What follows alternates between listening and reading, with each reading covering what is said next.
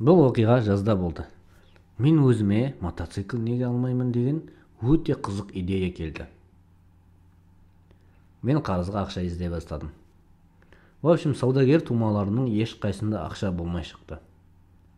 Даже бизнесмен досым да сол күні ақшасы бітіп қалыпты. Қысқасын айтқанда, олар мені мотоциклге мінгізіп шығарып салды. Мен үйде отырып, ойланып отырып, қолымдағы iPhone 13-ке жаман қарай бастадым. Что-то ол соңғы күндері маған ұнамай жүр. Еще келесі жылы 14-і шығады. Сондан iPhone 13-імді алып, мотоциклге ауыстырып алам деп іздеп кеттім. Ондай ақылды адамды қайдан тапсам болады? Ақырында таптым ол. iPhone мен мотоциклді басына бас ауыстырып алдық. Ол маған: "Сен мотоцикл айдау білесің бе?" деді. Мен айдау білмейтінімді іштен жасырып, мақтанып, "Мотоцикл бізден қалған ғой" дедім. "Мен аттың құлағында ойнаймын" дедім. Ол: "Аттың не қатысы бар?" деді.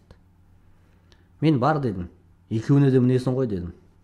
Ол: "Қызық. Мықты ұстайды екен" деді. Мотоциклді оталдырып, мініп алдым. Бірақ аяқ қолым дірілдеп барады. Жүру керек, а то айдай алмайтынымды біліп қалар дедім. Мотоциклмен келе жатсам, жол бұрылып кетті. Алдымда забор. Бұрыла алмай, соқыр адамдай темір заборға беріп кеттім. Мотоцикл жақсы, бірақ та ат жақсырақ дедім. Тас талқаны шыққан мотоциклді гаражға апарып тастадым. Ол жерде бір ай тұрды. Кейін оны тағы да бір ай ремонт жасадым. Жинап алдым да қайта заборға соқтым. Содан мотоцикл маған ұнамай қалды. Енді не істеймін? Не істейсің?